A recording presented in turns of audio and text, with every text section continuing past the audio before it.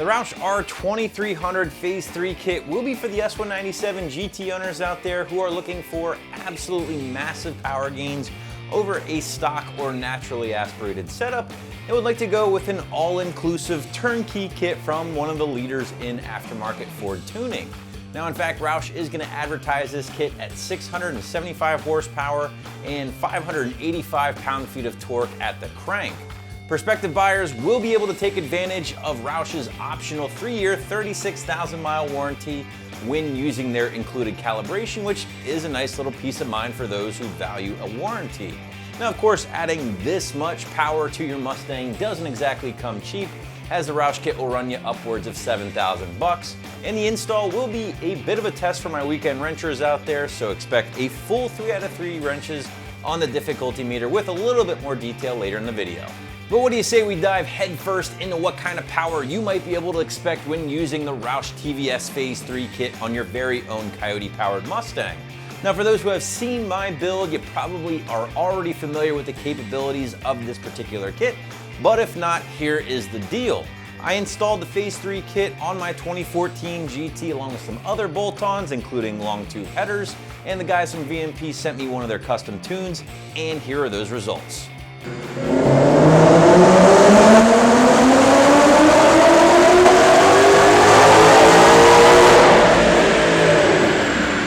Baseline numbers for these 6-speed 5-liter GTs averages around 385 horsepower and 377 pound-feet of torque to the rear wheels.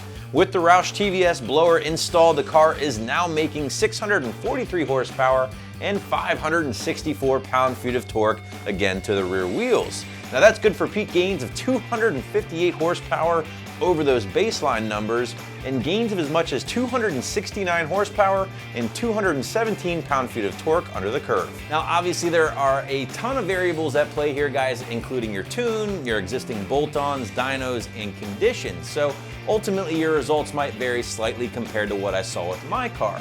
However, this was just to give you a better idea of what you might be able to expect with your own Mustang at home when using the Roush Phase 3 kit. But what do you say we break down this kit a little bit further, and without a doubt the star of the Roush Phase 3 kit is going to be the Eaton TVS 2300 Rotor Pack, which is the next generation or step up, whatever you want to call it, from the older style Eaton M122 roots blower, and that thing was found on cars like the Terminators and even the pre-2013 Shelby GT500. Now, the TVS or twin Vortices series is an extremely popular design that is going to utilize a twin 4-rotor load pack, and those are twisted at 160 total degrees, which is just going to create more of an efficient flow over those older style blowers, and essentially is just able to make more power at lower boost levels. Now, that rotor pack is then loaded into what is called the rotor housing here, which on the surface might look familiar, and for good reason, guys. Now, that's because Roush, Ford Performance, VMP, they're all going to utilize a very similar housing here, but there is one big difference between the Roush and the VMP option. The Roush is going to utilize a separate elbow, which we're not seeing here on the table with me, whereas the VMP will incorporate a one-piece design, including the elbow, all into the actual housing, which those guys claim is going to be a little bit better from a flow perspective and can be utilized with a bigger aftermarket throttle body, such as those big mono blades, for instance. But at the end of the day, as you guys saw, the Roush had no problem making big power on my GT. So what are going to be some of your benefits when going with a TVS per se over different blowers? Well, in my opinion, guys, the biggest is going to be the instantaneous power delivery along with a massive and fat torque curve. Now, the power delivery is very linear here and it is very predictable, making them a great choice for any style of driving, road racing, drag racing, or whatever. Now, you have to compare that to a turbo, for instance, or a centrifugal blower, which can sometimes suffer from a little bit of lag. Now, another nice thing about going with a TVS style blower like this is the relatively simple layout, making for a slightly easier install, at least in my opinion. Now, with the turbo setup, guys, you have to alter the exhaust, you have to run oil lines, intercooler piping, change the exhaust, and a host of other things. Now, that's not really going to be the case here with these TVS blowers. This thing's simply just going to replace the intake manifold sitting on top of your engine, meaning you won't have to change up the exhaust, run any crazy lines or anything like that. Now sure, obvious statement here, there is some modification needed and there are a lot of steps to get this installed, but at the end of the day, it's far less than installing or building a turbo kit. But as I pointed out earlier, this is an all-inclusive or turnkey kit for lack of a better word, and while I don't have all of the parts with me here on the table, I can just kind of give you a rundown of what you can expect when opening the box for the very first time. Now, in addition to the TVS rotor pack and housing here, you are going to be receiving the lower unit, which essentially is your air-to-water intercooler portion of the blower. Now, working to help keep that intercooler cool will be the included heat exchanger. Just a heads up here, guys, this thing does not include any fans with the Roush Phase 3 kit, but that is something you can add if you're interested. Roush also includes a twin 60mm throttle body with their kit, which is fed by the rather large 110mm mass airflow tube, cold air intake, and corresponding air box. Now, I'll be completely honest with you guys, the intake isn't going to be the biggest on the market per se, but the design is completely on point and leads to a nice smooth mass airflow signal, which is something your tuner will definitely appreciate if you do decide to go the custom tuning route, as I did. And speaking of tuning, this seems like a great time to mention your tuning options with this kit because again, you have some options here. Now the kit does include the Roush Calibration, which is backed by that 3-year, 36,000 mile warranty we mentioned earlier on. Now this calibration would need to be flashed by your Ford dealer using their specific tool, along with the Roush RDT software. Now guys, I'll be completely honest with you, the Roush calibration is going to be a tad conservative, and some people might correctly argue that they do leave some power on the table. However, some people might value a conservative tune and a corresponding warranty a little bit more than an extra 50 to 75 horsepower. Now, on the other hand, you can certainly check out the custom tuning route as I did, but keep in mind, guys, that's only going to add to the final price, as you will have to pay for the tune itself along with the necessary device. On top of that, you will not be able to retain that Roush warranty. So some things to think about here, guys, and if you did want to go the custom tuning route, you're going to find a ton of different options out there. For instance, I went with VMP and I've been completely happy with their services so far and have no complaints whatsoever. But again, that's totally up to you at the end of the day. But getting back to the kit, guys, now we've talked about the blower, we've talked about the intercooler, we've talked tunes, now let's talk about the fuel. The Phase 3 kit does include 47-pound injectors in addition to a couple of unique high-flow fuel rails and a plug-and-play fuel pump booster, better known to you guys as a booster pump, which according to Roush is enough to feed the blown Coyote using their calibration.